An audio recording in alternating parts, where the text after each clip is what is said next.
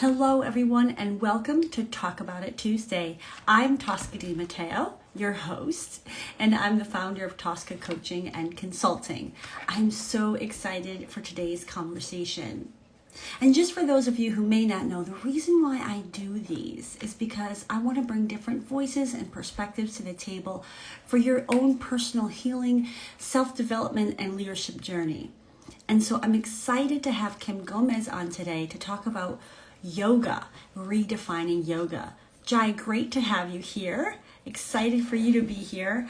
And I'm really excited about this conversation because, I often talk about tools that I've used, in my journey, I still use. And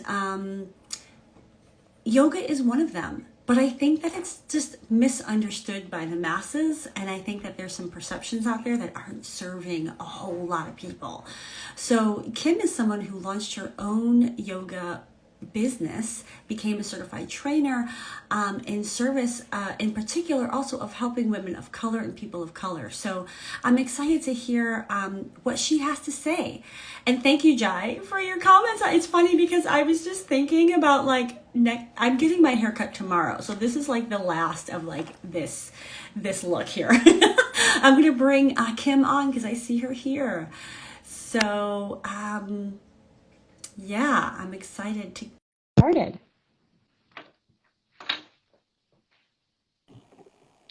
Hello, Kim. Hi, how are you?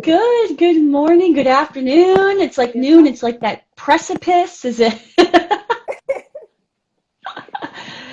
Yeah, so I'm excited to, oh yes, take your time, get that camera settled. You look gorgeous. Thank you. I love the red lip.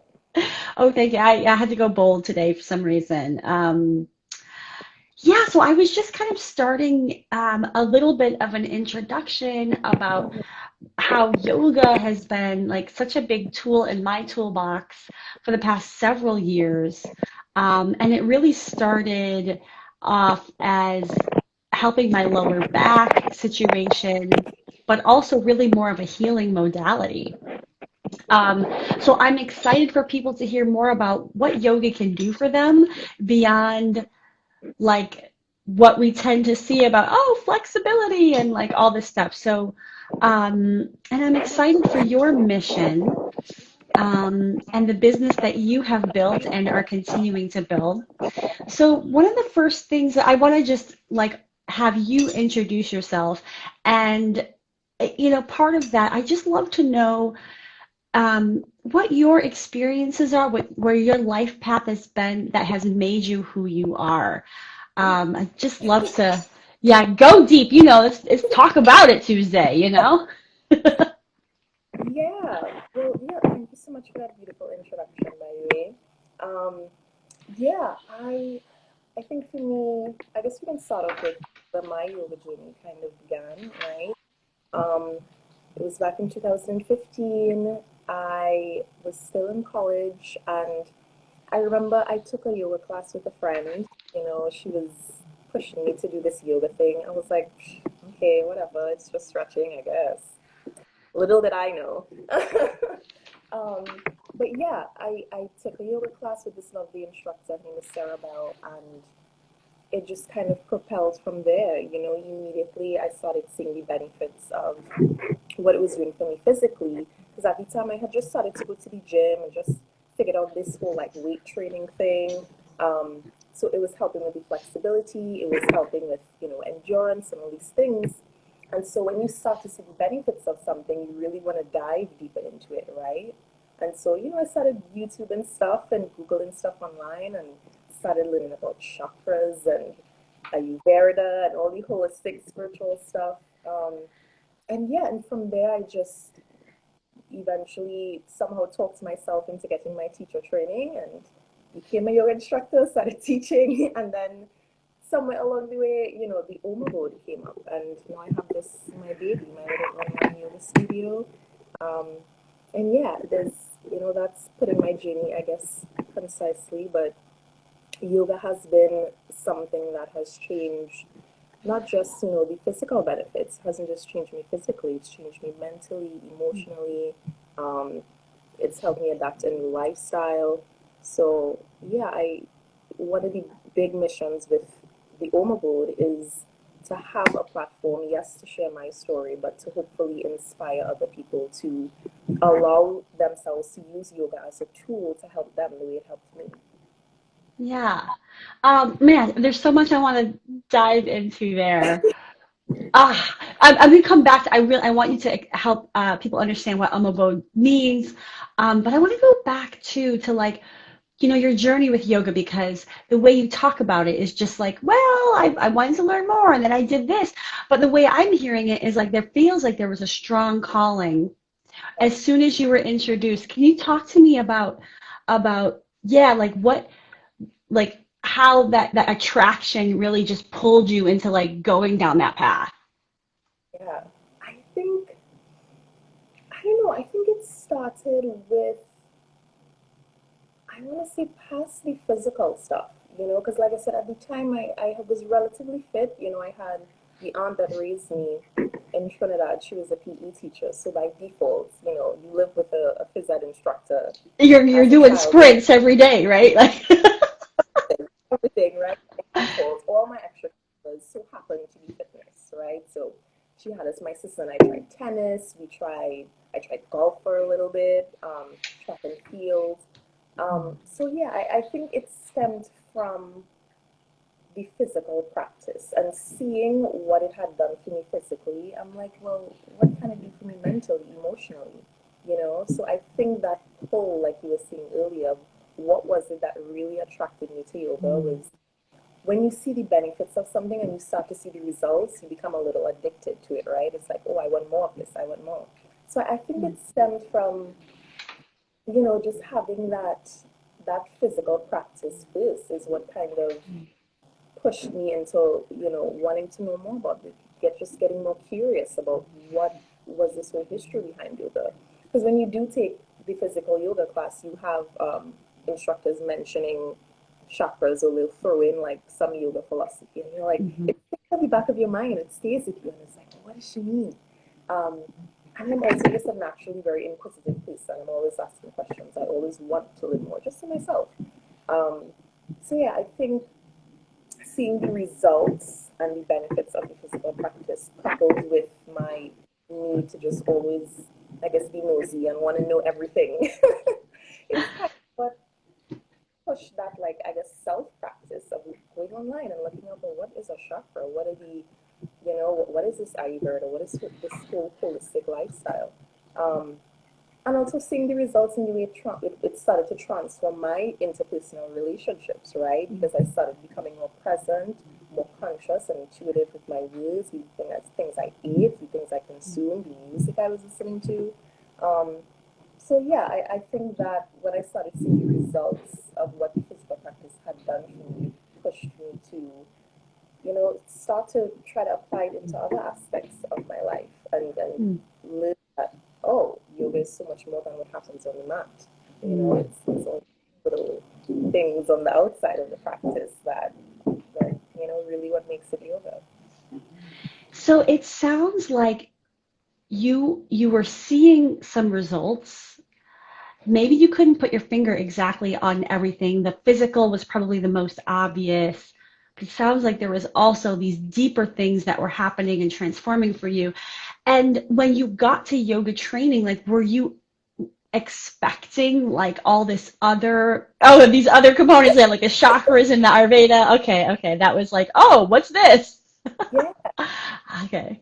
it I guess I had like heard it here and there, from maybe taking a class or something, and you hear about people saying, "Oh, your third eye," and you hear little things about it, but I didn't realize just how much information there was out there, and just this whole other world that it was. And so, with my teacher training, I did an intensive program, right? Which is, so you have two kinds. You can do intensive and extensive. Extensive meaning the school stretches the program over maybe like 3 to 4 months, and then intensive, you just do the training 200 or 500 hours in a month. Um, and that in itself was an experience because I was working two jobs as well as going to yoga school. I had like a early morning shift at a spin studio with the front desk, checking in like two morning classes, going to yoga school from 8 to 4, and then from 5 to close, I would work the front desk at a spa in Central Park. And I lived in Jamaica, Queens, so it was like over an hour commute. And I did that for a month. I wouldn't advise anyone to do that, but like I said, I have that like inkling of I just have to, I have to know, I have to figure this out. There's this innate energy in me that's just like, do this and get it done. And it was kind of a gift to myself, for my birthday, because I ended up graduating like a week before my birthday. So it was a nice little birthday present. But yeah, I don't know, it was just something that I really wanted to do. And with the teacher training, I don't think I expected it to be that transformative. I figured it would just, you just learn the poses, learn the proper way to teach them, learn, how to help people with adjustments and injuries, and that would be it. I had no idea it would have, all these different layers, and it would touch me so personally. Yeah, and I just kind of want to pause and just honor that you you took action on a calling. It meant great sacrifice. And I love that you are honoring that, like, this is a gift to myself. Like, and that you wanted to get it done in time for your birthday, that there was such intent and Yeah, focus, even though you're saying, like, I totally wouldn't recommend it, right? Like, because I think that so many times we put barriers in front of ourselves, and just the tenacity that you had and just the unrelenting passion to do it in the way that you did it is just really beautiful to hear. And I think it's a message people need to hear, which is like, oh, it's okay to give yourself a gift, and it looked like for you, like learning something you really wanted to learn. yeah, yeah. Yeah. I think that's a beautiful message and a beautiful takeaway, because I think, sometimes we do things maybe for the wrong reasons, or along the way we lose the intention and the why Mm, we initially started. mm, Um, but when the initial why is yourself and when it's you, that's so easy to come back to, and that's so easy to anchor with, right? mm, Because for you, and you're doing it because you want to, you know. Yeah, I had friends that was like, they were like, oh, it's cool, you're doing the whole yoga instructor thing, but I wasn't doing it for external gratification. I think, like you were saying, pushing myself to do that, with that short space of time, even though I had all these other priorities, because I wanted to do it for me and just because it was something I genuinely loved. Um, yeah, it was, I was able to kind of push through and do it just because I wanted to do it for me. So that's definitely, a message for listeners out there. If you have this thing that you really wanted to do, prioritize it for the right reasons, because it's something within you that's like, I have to get this done, regardless of any external gratification or opinions.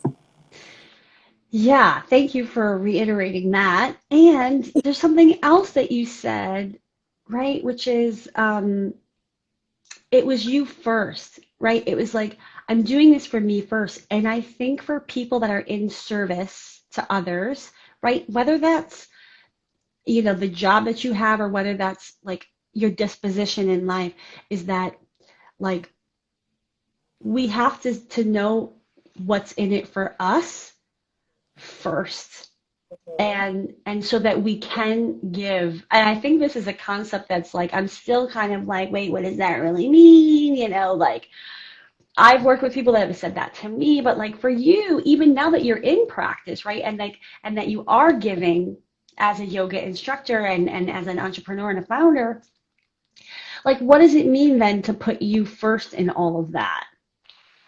Oh my God, yeah, that is, ooh, that is such a, and it's something I'm still working on today. But it came with a learning lesson. Burnout is so easy as an entrepreneur. Because you want to do what's best for your business, you want to put your business first, and so you say yes to a lot of things. And a lot of times when you say yes to the external, we start to say no to the internal. Realize we're saying no to ourselves. Um, and that's great. You want to, network as much as you can, and you do want to put yourself out there as much as you can. That's part of marketing. But be strategic about it. Be strategic about who you interact with. Be strategic about scheduling, planning out your day and making sure the same way you prioritize that meeting with that big investor, prioritize some time to yourself, right? It's the same weight. Our mental health comes before work, it comes before business. Um, and you think as a yoga instructor, I would have known that this whole time. It, I, it was something that I had to learn and really be disciplined and create that boundary with myself for my mental health. We talk about creating boundaries for others and people, and you have to create boundaries for yourself too. Because sometimes we can get swept up in that saying yes and that marketing, giving ourselves so much. Because a lot of entrepreneurship, especially in the health wellness practice, is giving, right? But making sure, I would say the main thing is prioritizing, knowing that you hold the same weight as your business and you hold the same weight as your clients, if not even more, right? Because you are the foundation for that. So if that foundation is finicky and it's weak, everything else is going to come crumbling down. So if you 60% of your energy is prioritized for this meeting, prioritize 70% for yourself. Always give yourself that extra little amount of your time because you're worth it and you deserve it, and it's your time that's priceless, right? So you have a meeting at 10 a.m. Wake up at 9 or 8 a.m. and use that time in your morning for yourself, even if it's just half an hour. Use it to dedicate something to you, whether it's your yoga practice, journaling, listening to a playlist of your favorite songs. Dedicate something in your day to you because your mental health and your wellness holds as much weight, if not more, than your business. Oh man, such like great sage counsel. I feel like there's a lot of people that need to like internalize these messages. We talk about it. It's another thing to be like, oh yeah, I'm worthy.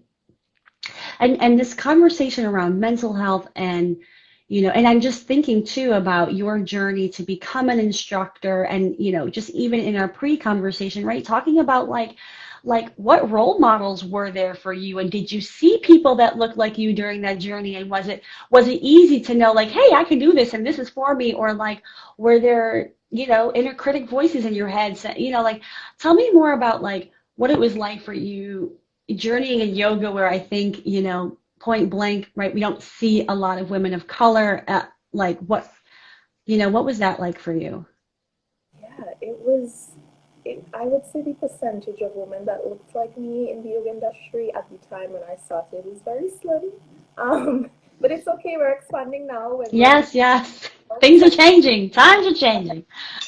And that's what we love. But yeah, Mm. for a little flashback, back in 2015 when I started, a lot of yoga classes, both instructors and participants, didn't really look like me, and so it was daunting.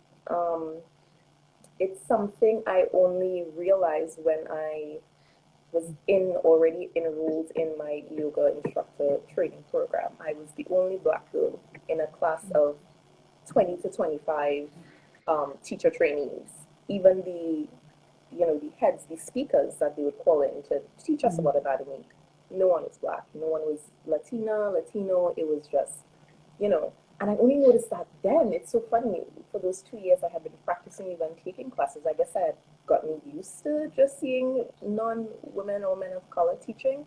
Um, but then it dawned on me, and maybe whether it was a day or two into the program, I think that's when when I noticed it is when it sparked that fire, like, okay, now I have to get this done. Not Mm. because it's something I love and I want, but because I want to be that representation for people that look like me. I want to be that voice of women of color, but I want to be a part of the platform that, is making a space for people of color and showing others that, hey, wellness isn't white. Wellness isn't a certain shade or race or gender. It's all inclusive. So yeah, I would say I had maybe one or two role models. I remember in Queens, I was working the front desk at a studio, and there were maybe three maybe one or two more, but three that I was close with, instructors that were people of color. One was a guy and two women. And one of them, I'm still friends with her today, and she's lovely. But yeah, and it was just like the four of us at the studio, in terms of employees, and even that was just, I was like, oh, we need to, I wish, the higher ups would hire some more people of color. I feel like that would attract even more customers, which would benefit them, because people are seeing that diversity. You want, and I think for me, a big part of, maybe I'm ranting here, but I feel like a big part of running the Aum Abode, I wanted it, yes, to be a space for people of color, but I wanted it to be representative of what the world looks like, right? I don't want it that when you walk into my business or you walk into your studio and it looks like a secluded part of the world. Like when you go out into New York, you see all kinds of people. Your employees, your clients, your business should represent that. It should represent reality. It should have that authenticity, you know. And that's why even my ambassador program, which I think I mentioned, having that, I have a little ambassador program, which is people that are willing to work for free yoga. I train them one-on-one, and then they, promote me online, which I haven't been running it recently, but last year I did, have it up, and I made it very clear that I want to hire people that are of color, people that are of the LGBT community, people that are, I wanted my business to look as diverse as possible. I wanted to represent authenticity and real life. Um, because, like I said, at the beginning of my yoga journey, I didn't really have that. I didn't really have mentors that looked like me. I had some great mentors, they were wonderful, but they didn't look like me, so they didn't really have the experiences that I had, and so it was a little tough to relate to that. But now, especially with social media and TikTok and Instagram, we have all these different platforms where people can be represented and people can showcase their yoga practice and their offerings, and it's a lot more diverse, and that's beautiful, and we love it. So yeah, it's definitely changing for the better, which I love. Oh, I just want to like capture all of what you just said and like play it to some of the leaders of like made organizations that like still aren't getting this idea of representation and the authenticity of that and the realness.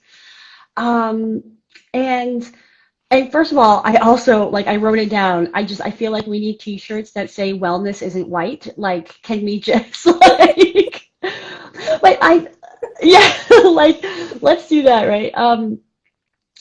And I'd love to hear, this idea of wellness in communities of color, right? And it's there's been taboo-ness everywhere, but I think even more so in communities of color and in intentionally ignored communities. So for you, like, what does it mean, right? There's all we talk about like healing and collective healing. I see collective healing just joined us actually, speaking of.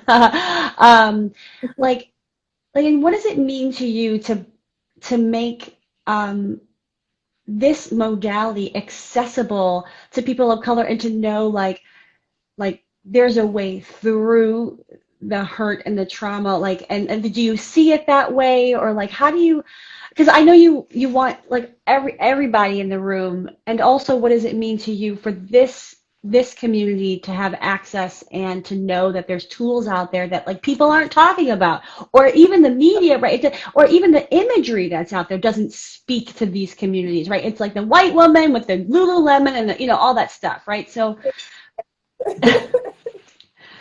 Yes, I know exactly what you mean. Yeah, it's when I say this all the time, the way wellness is portrayed, specifically yoga. I think if you search yoga right now on Instagram, the first picture that's gonna come up is a very thin woman that does not look like me in a handstand or a back bend. And nothing is wrong with that image. That's a beautiful image. That is a layer of what a yogi can look like.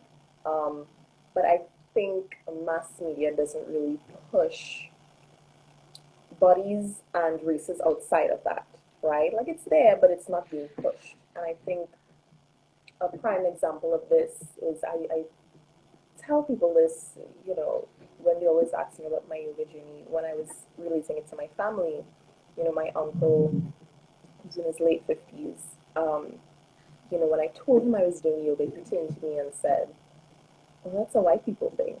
What do you, Mm-hmm. Yeah." He was like, even when I, talked to him about therapy, he's like, "The therapy is for white people. Like, that's not in our culture." And when he said that to me,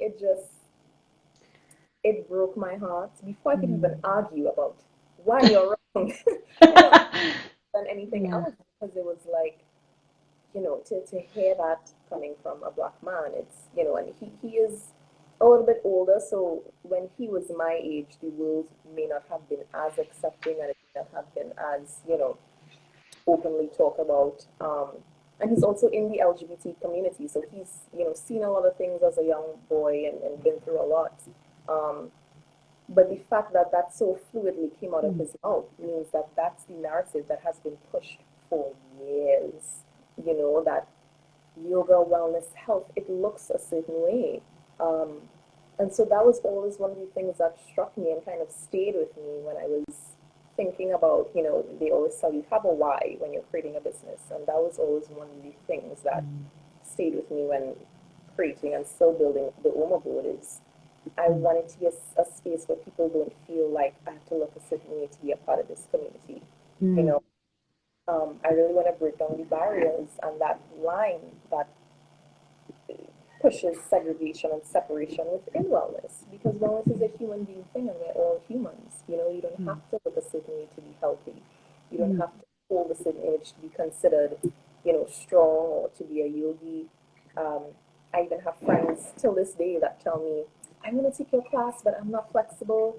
Again, social media is pushing that you need to be this flexible contortionist to do yoga because that's the images that are trending, right? That's you know, the narrative. So, and my response is always, that's why you take yoga, to get flexible. Other reasons, but if that's one of your goals, you can't use yoga as a tool to get you there. Yoga isn't this club. It's not this cult. You don't need a prerequisite to be a yogi, um, and that's, I guess, because of the people in my life, friends and family, saying these things to me, and as someone that is trained and certified in yoga, I'm like, okay, we need to change this narrative because I'm hearing this being repeated way too many times. Um, and even for myself, when I scroll on my phone, the images I see when I'm looking through the yoga hashtag, or it's like, all right, if we need to be able to change what this looks like. So yeah, I would say personal experience really pushed me to want to create this platform. Just hearing what my loved ones, think about yoga makes me want to change when it comes to yoga. So yeah. Yeah, I mean, I just thank you for sharing that. There's so much within what you were just sharing, right? Around the perceptions, around the barriers. And so, we titled this like redefining yoga. So like for you, like what do you want people to think of when they think of yoga? Like how do you like how do you want to define it? I feel like come on, let's get you on the stage. Like let's change the game here. Like what is it for you? Like what do you want people to think of when they think of yoga? I want people to think of yoga as a tool towards healing and deepening your journey with getting to know yourself, right? With yoga, for me personally, the reason why I say those two things is because those are the two things yoga has been for me the most. It hasn't been about, yeah, it's maybe more flexible, I can do these cool poses, I can take cool Instagram pictures and fun poses. It's been about healing and getting to know myself. Um, it's such a therapeutic tool, and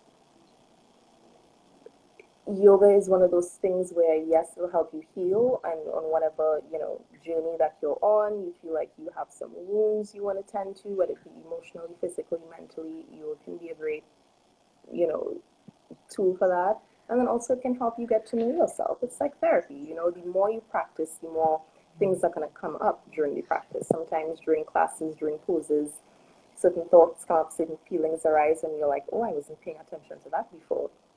um, And it can just lead you down a journey of deepening the relationship you have with yourself. I've had a lot of clients. This one client that I trained, she didn't know she had sciatica, and that was because she figured that out through taking yoga classes and through practicing with me. So even just learning about things physically, the relationship that you have with your physical self. Um, and I guess in a roundabout way, to kind of bring everything together, it's that the best yoga, not the best yoga, the true essence of yoga is what happens off the mat, you know? So not so much the poses, not so much, what the person next to you on their mat is doing, but how your practice affects you off the mat and how you take the things that you learn within a class and apply it to your everyday life. So yeah, I guess defining yoga, because that's what we're doing today, redefining yoga, redefining it as, yes, the textbook definition is yoga is anything that unites the mind, body, and breath, right? Taking that and adding to it saying off of the yoga mat, on and off of the yoga mat. So anything that unites the mind, the body, and breath on and off of the yoga mat. Because I think a big part of when people think of yoga, they just think of the physical practice. And it's, like we've been discussing today, it's so much more than that. Yeah. So beautiful. I'm sitting here thinking, and I'm like putting myself in the audience shoes, right? And like if these concepts are new to me, right? Like I think it can be really hard to say, well, how does these physical things that we do with our bodies help us to see ourselves more clearly or help us to come back home to ourselves, And it's like, I don't know, like, how would you explain that? Because I'm like, I don't even know. I just, like, it's what happens. Yeah.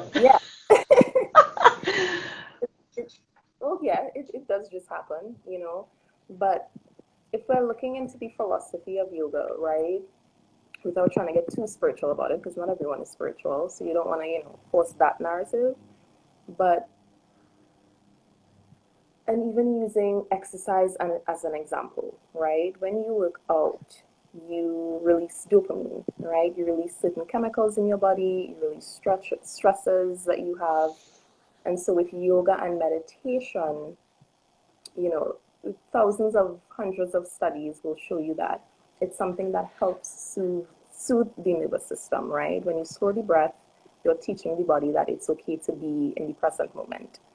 So people that have anxieties or depression or suffering from some type of trauma, um, yoga and meditation can really help them because the poses help bring you into the present moment. When you're present, your thoughts slow, you can reconnect with how you feel a lot better. You can hear yourself, hear your own thoughts without all the extra noise. So these postures just help you get into a state of relaxation and presence. And in silence is where you find the best answers, right? Because, thinking about, oh, what do I have to do tomorrow? What do I have to do, after this? You're just in that moment, in your practice, on your mat with your breath in your body, one of the safest places you can be. And I don't know, I think that's how I would explain, because the yoga practice is subjective. It depends on, where that person is in their life. So whatever it is you're going through, even if it's, you're experiencing a trauma or not, or you have something to resolve in your life or not, using your yoga practice and using the physical poses can help you kind of reacquaint with your internal experience and kind of quiet the noise, help you meditate, help you get present. So you can kind of help heal or help deepen your journey with your emotional and mental body. Oh man, it was so beautifully just articulating the moment. It's so hard, right? Like I know it's like putting you on the spot a little bit to be like, like how do we explain this thing? But it was so beautiful the way you did.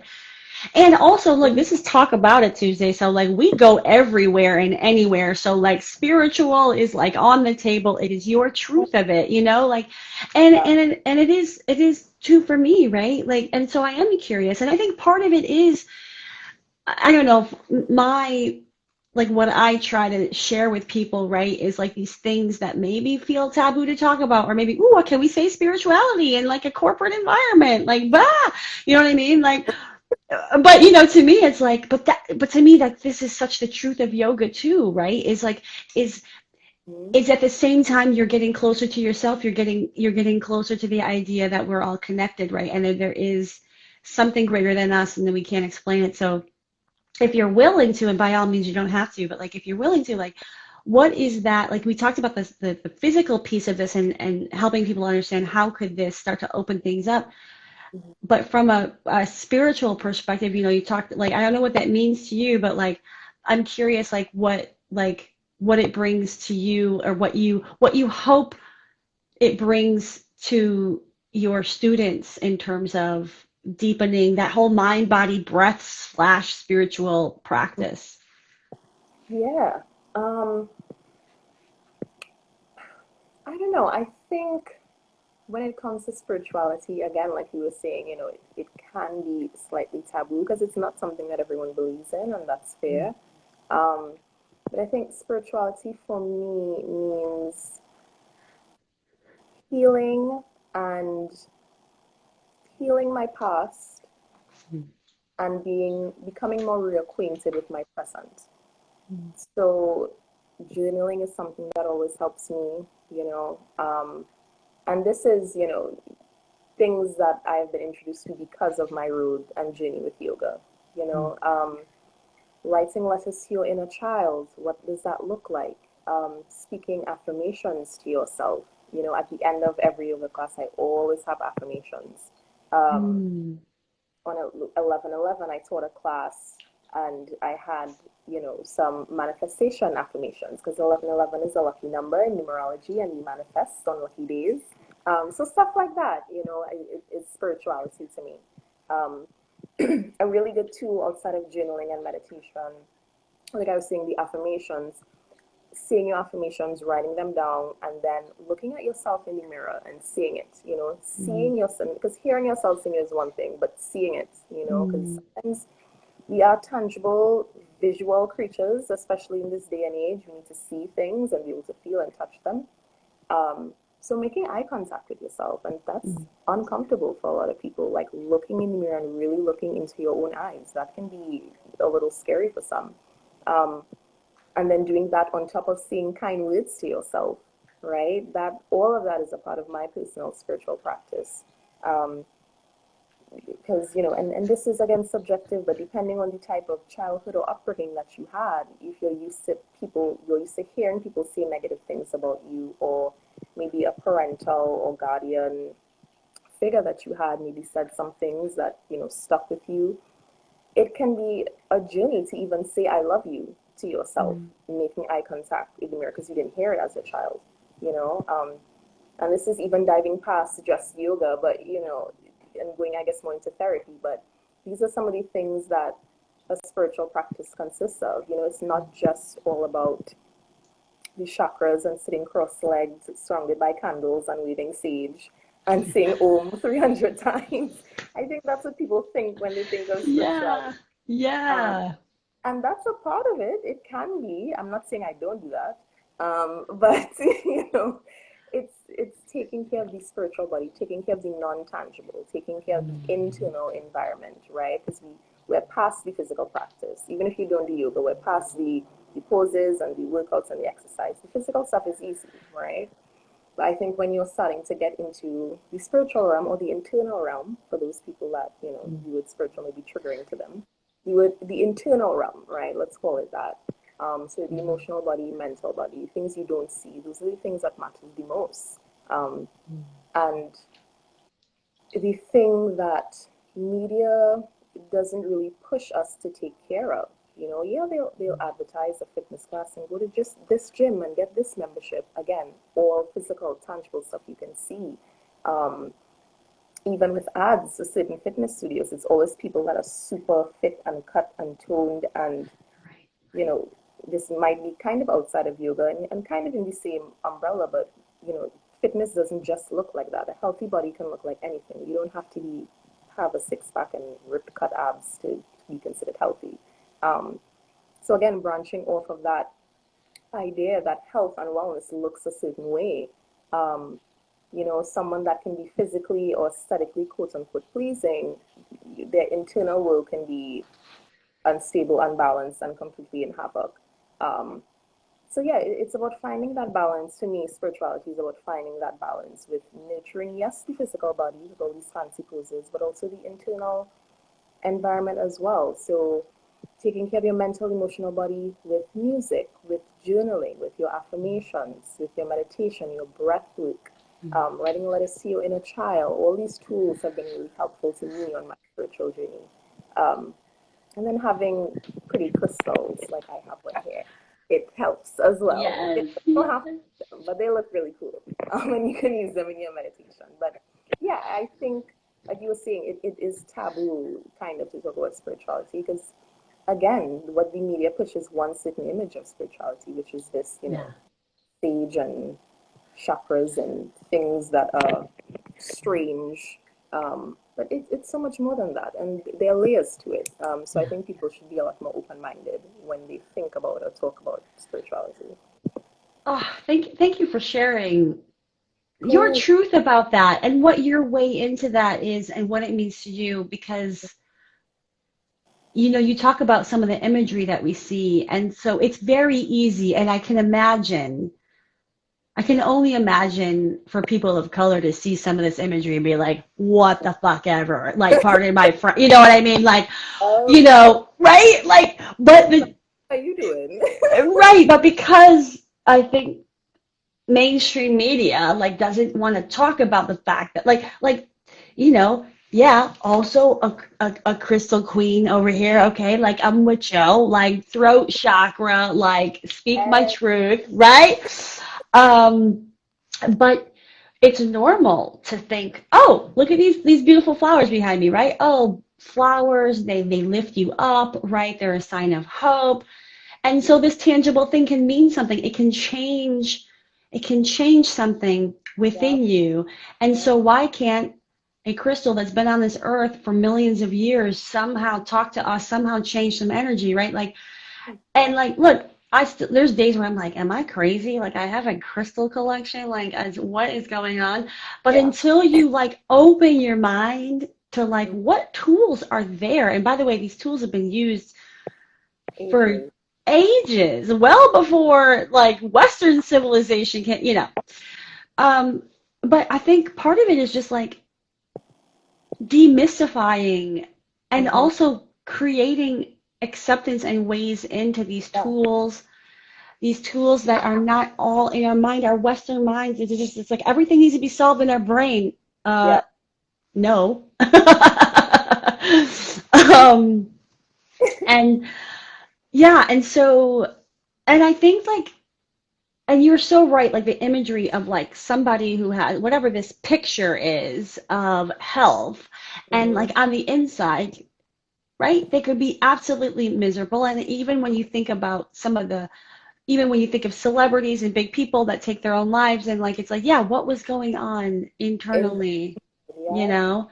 Mm-hmm. Um, so like I'm curious, like what message, like what do you want people to know about yoga, about trying a practice, like retrying a practice, or like, like what is it you want the world to know about this modality that like now is like is your life, it's your livelihood. I think the biggest takeaway I want people to have is that one, if you're starting a practice for the first time, you've never done yoga, take a restorative class, Hmm. right? Start off with restorative, work your way up to Vinyasa, Bikram, Hot Yoga. I've had people say that they tried a hot yoga class or an Ashtanga or a Bikram class for the first time. I'm like, why did you do that to yourself?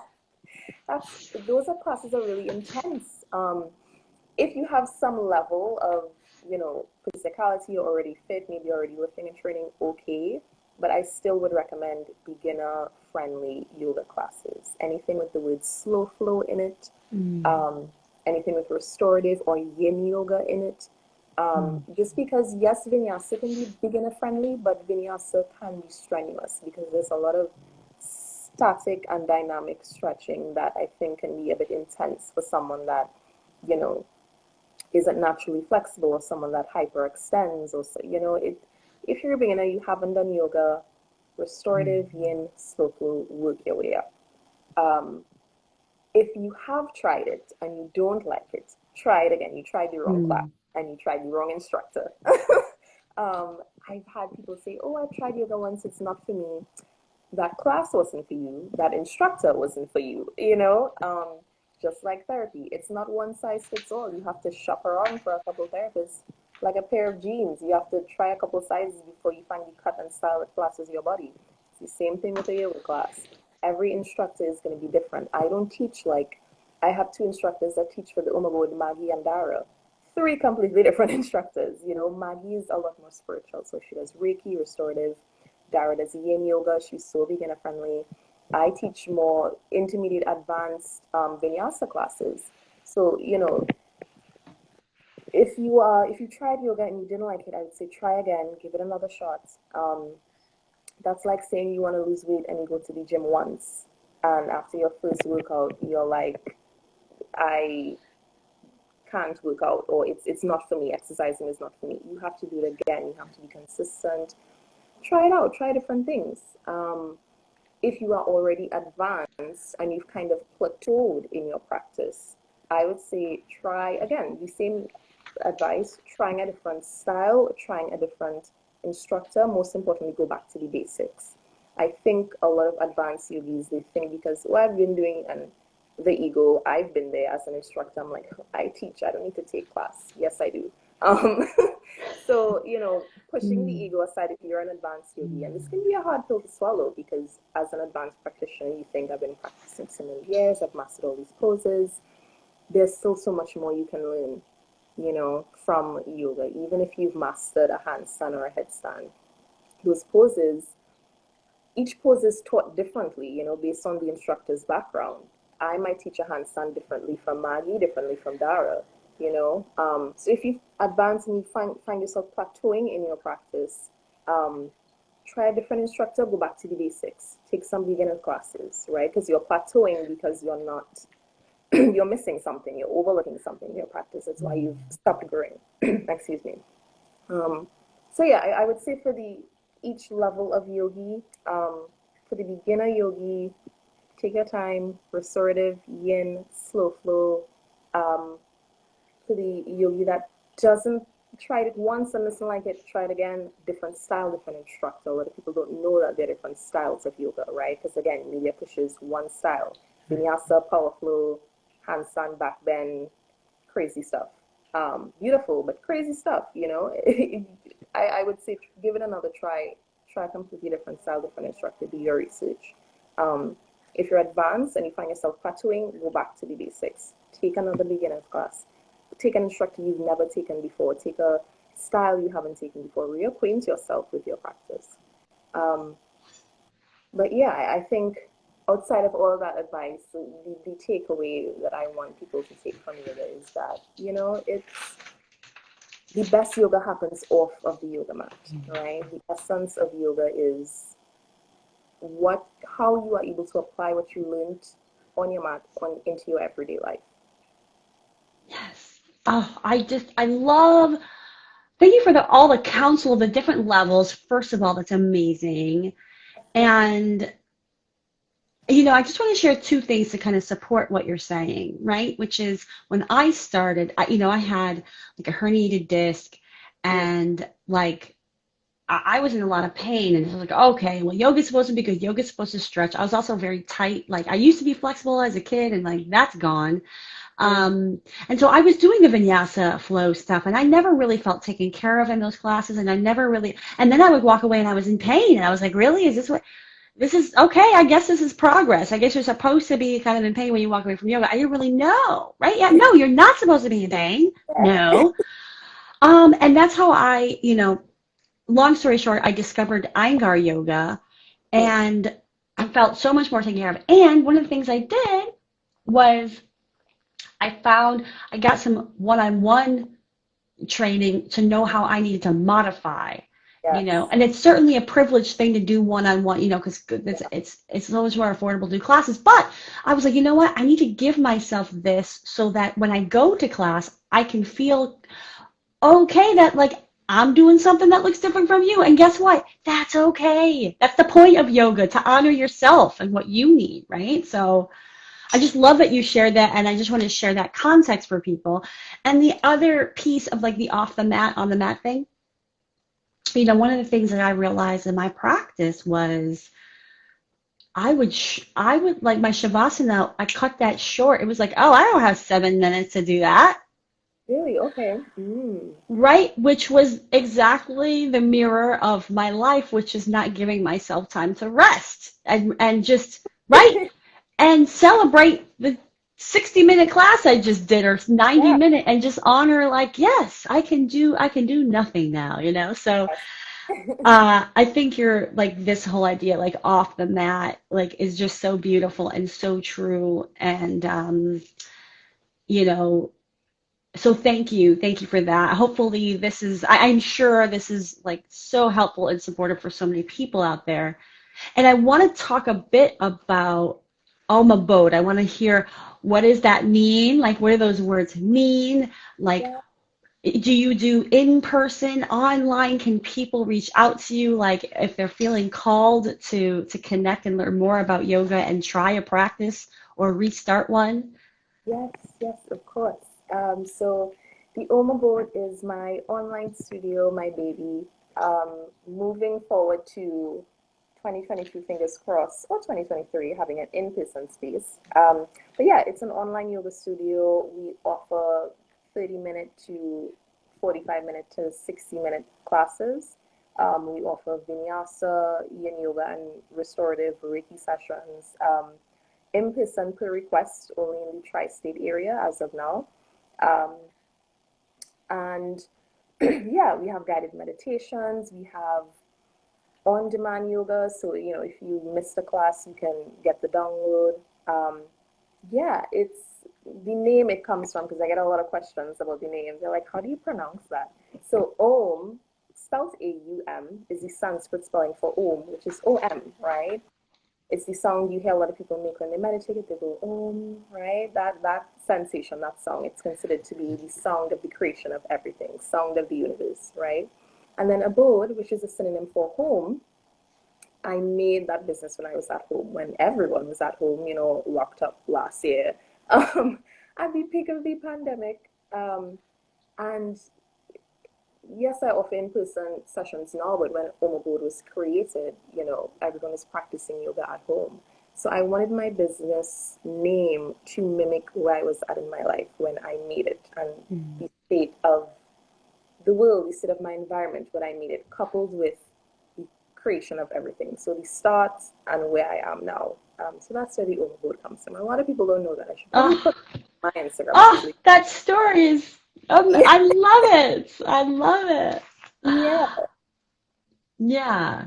Um, Aum Abode. And classes are on Zoom. I'm located in New York, so all Eastern time. I do have an instructor, I believe Dara lives in Philly, so if I can hook up with some in-person private sessions. But yeah, right now in-person is New York based. I rent a space or I travel to the client's home and we do it. But yeah, all online, so it's accessible, it's affordable, and it is own. oh, and I just love you even sharing what Om means, because I think a lot of people don't even know what Mm-hmm. that represents. Yeah, they just say it. They're like, oh, yeah. Right. It's just kind of now pop culture-y versus like actually understanding what it means. And so yeah, so great. There's access to you. I love it. And tell me, like, 5 years from now, 10 years from now, like, what is it that you want to create for the world, or like, what is it you want to be different as part of the movement, that you're an activist, like you're changing perceptions in the game. So, like, What is your vision for this work? 5 years from now, I'll be well into my 30s. And, I think at that point, the end goal has always been to have multiple locations. So have the Aum Abode be in more than one place, but not lose its authenticity. Because I think sometimes Mm. when businesses branch out, because there's so many different locations and so many managers and so many handles, the owners kind of leave the business to be run by other people, which makes the most sense because that's a lot to handle, right? But I hope I do my due diligence and hire the right people that really embody the essence of what my business means and what it means to me. So that isn't lost in translation along the road of growing, right? I think sometimes when businesses grow, they lose that touch of their roots, right? Because again, there's so much going on, and it's hard to keep track of every little meticulous thing when it's expanded.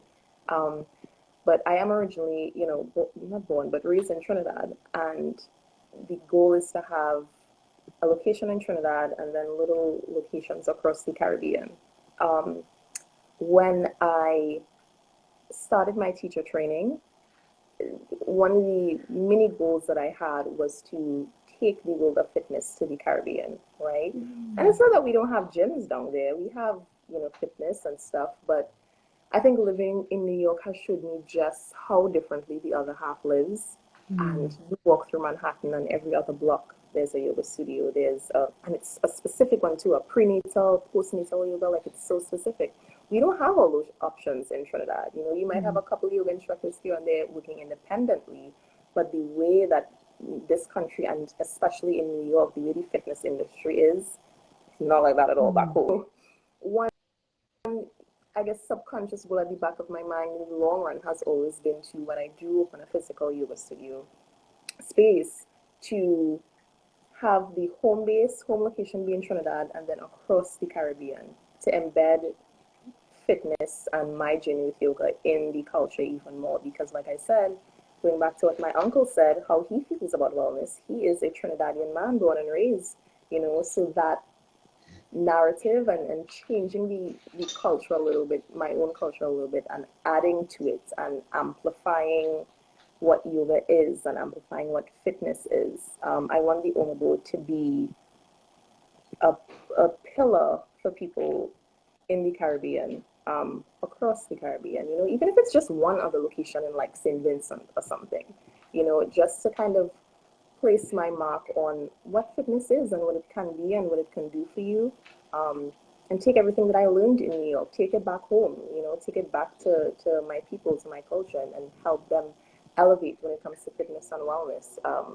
Because again, even in the community in America, the Black community, minority community, I think we're still breaking that mirror of what wellness looks like. So I think, we can use a little bit more yoga and fitness down there. So 5 years down the road, hopefully to have a location, just sprinkled across the Caribbean. Yeah. Wow, wow, what a beautiful vision. Like and it's like out into the universe, okay? Like, Putting it out there. yes, 11, 16, 21. Like, I'm like, okay, guys. So for those potential investors out there, get in Uh, touch with Kim. Yes. that's the man here. Um, yeah, like, I love what you said about like adding to the culture, right? Of like you have this beautiful culture that you grew up in, and this wasn't part of the fabric of that. And how do Yeah. you bring that and like enhance? And I am curious Mhm. with your uncle, like, has anything changed in terms of his perceptions? It has. I've made sure that it has. Of course, of course. Well, I shouldn't say of course. This is not, some people just are not open to, but yeah, so tell me, like, what's different now with him? He's a lot more conscious of himself, and I think it's again growing up in his day and age, in his time, not having tools and access to things that we luckily have now. He's still very arm's length with the therapy. It's okay. I won't Mhm. push um, too much.